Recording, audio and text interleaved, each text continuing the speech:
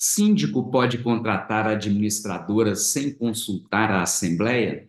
Eu sou Márcio Paranhos, editor do Jornal do Síndico, e estamos iniciando mais um Comorar. Afinal, morar bem pode ser mais fácil do que parece.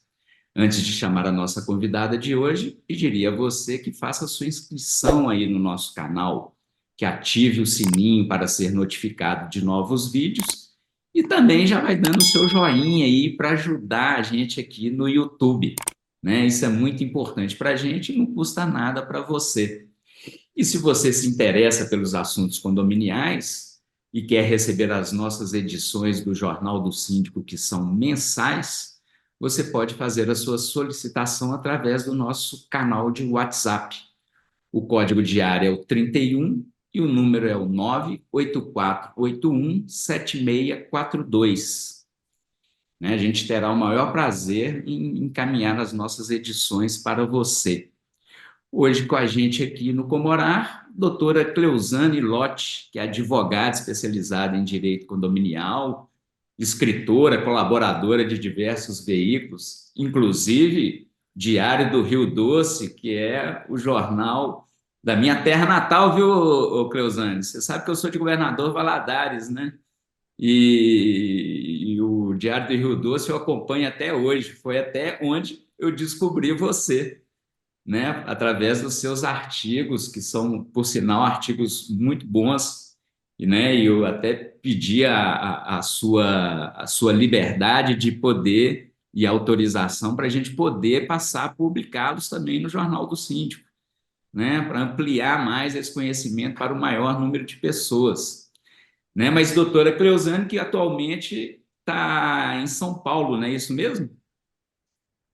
Ei, Márcio, é um prazer enorme estar aqui e eu também sigo o canal, também o Jornal do Síndico, que são assim essenciais para quem quer fazer uma boa administração, traz experiência, é muito rico esse conteúdo. E fico feliz também, né? Porque Diário do Rio Doce dizem que é igual às águas do Rio Doce. Quem bebe se apaixona e não vai mais, não volta mais, nunca Isso. mais esquece. Então, entrando nesse tema de hoje, o síndico, ele pode contratar, destratar, no caso aí, na escolha de uma administradora de condomínio por conta própria, ou tem que pedir a autorização em assembleia? Ô, Márcio, essa é uma dúvida muito comum que causa, inclusive, muito desgaste nas relações. Salvo as exceções, a resposta está sempre no Código Civil, porque o condomínio ele elege o síndico para representar os interesses da coletividade, né? Então, nós estamos falando de uma função administrativa e não é qualquer função. Essa função ela tem a descrição das obrigações no Código Civil. Então, o síndico ele tem que seguir o que determina o Código Civil, e entre essas as determinações está a função de administrar, e ele tem a autoridade, a autonomia de delegar em parte ou totalmente essa função administrativa. Então, a administradora, ela é um braço do síndico, ela é um auxiliar do síndico. Então, como quem pode saber se está sendo bem feita ou não o serviço é o síndico. Além disso, tem uma outra questão também que cabe ao síndico zelar, né, pelo bons serviços prestados ao condomínio. Então, em tese, sim, o síndico pode trocar, substituir a administradora, porque é uma relação de confiança também. A gente tem que verificar que o síndico está ali para gerir, ele está à frente do condomínio. Então, cabe a ele saber com quem ele vai trabalhar, tem que ter essa confiança, e é uma responsabilidade, lembrando sempre que, mesmo que seja a administradora que esteja prestando aquele serviço, a responsabilidade será sempre do síndico. Então, se alguma coisa não estiver bem feita, se sair errado, quem vai se responsabilizar por Responder aquilo? É o síndico, não é administrador. Então, o síndico ele tem que ter, salvo, né, exceções, se a convenção assim tiver alguma cláusula, cabe ao síndico definir com quem ele vai trabalhar. Até porque também, né, o doutor Eclosani, ele se- já quando ele é eleito o síndico, geralmente, né, ele já vem com as suas propostas, né, ali apresentadas para como ele quer conduzir o condomínio. E talvez numa dessas propostas ele já na própria assembleia de eleição ele já deve falar: olha, eu acho que a gente tem que trocar administrador aqui, então eu vou ser síndico, topo ser síndico, mas eu vou trocar administradora. E vai dar as justificativas dele, né, para poder trocar essa administradora. O que pode acontecer também, né, doutora Cleusane, durante o mandato, né? Ele não precisa, essa troca não precisa ser necessariamente quando troca um síndico, né? Ela pode ser feita no meio do mandato também, né? A qualquer momento. Eu até acho mais prudente que isso ocorra. Por quê? É igual, vamos pensar, embora tenha o CNPJ e tudo, o condomínio não é uma empresa, mas ele age, né? O funcionamento dele é equivalente a uma empresa. Então, vamos lá. Eu troco o gerente do meu departamento, da minha empresa. Necessariamente, ele não precisa trocar os fornecedores. Ele tem, o bom síndico, ele vai avaliar se aquele fornecedor, se aquele, entre aspas, funcionário está correspondendo ao que ele pretende ou não. Porque senão fica assim muito inseguro, né? Causa instabilidade. Não é porque eu mudei o gestor que eu vou mudar quem está trabalhando comigo ou quem está trabalhando no condomínio. É uma questão que precisa de amadurecimento, precisa de maturidade do síndico também.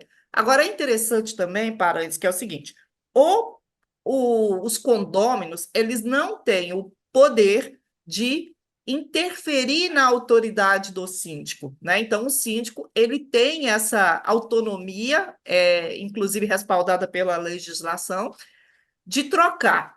Porém, os moradores, os condôminos, eles podem aprovar ou não aprovar o nome da empresa que o síndico escolher. Então, é uma questão interessante. O morador, o condômino, ele não pode interferir na autoridade, na escolha, mas ele pode interferir em quem ele quer colocar dentro do condomínio dele. Mas o interessante é que o síndico, ele nunca já chegue com essa ideia de, vou trocar, porque isso causa um desgaste, não há necessário, e não é nem inteligente fazer isso, né? E também não pode ter preferência, porque o síndico ele é um representante, ele é um cargo eleito que ele vai representar e ele tem que dar o resultado para o morador.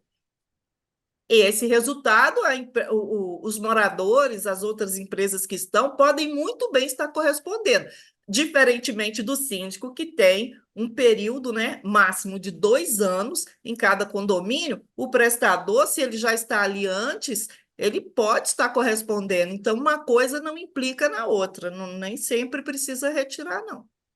Mas você falou uma coisa interessante aí, que os moradores, né, eles podem aprovar ou não essa alteração.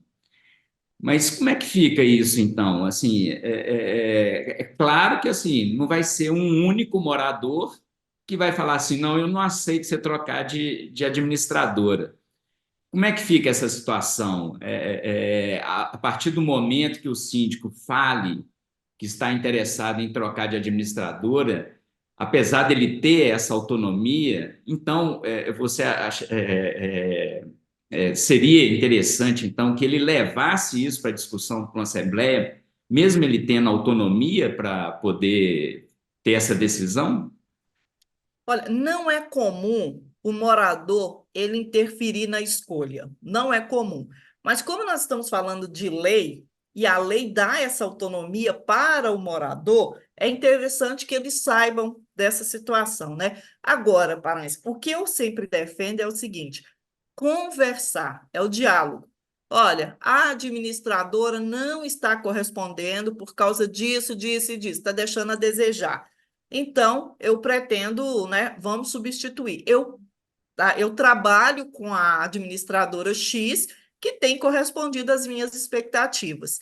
Então, normalmente, isso é unânime, todo mundo aceita, aprova, mas existe essa possibilidade do morador não. Por quê? Porque eu estou trazendo para dentro da minha casa uma empresa que talvez eu conheça e saiba que ela não está com afinidade com o meu condomínio. O ideal é que, olha, apresento raramente, eu nunca vi ainda um síndico apresentar uma administradora que é vetada pelos moradores. Porque o que ocorre é o seguinte: o síndico tem autonomia. Ele chega e fala: olha, troquei a administradora, ele tem que ratificar essa decisão. Ratificar, não é pedir autorização, ratificar essa decisão na Assembleia. Ó, vamos trabalhar com a administradora X, porque a outra deixou a desejar nesses quesitos e pronto. Se porventura uma coisa muito forte, né? Também não basta, porque eu não quero, porque eu não gosto, tem que ter fundamentação. Aí a maioria vai decidir, falou, não, para mim tá tudo bem.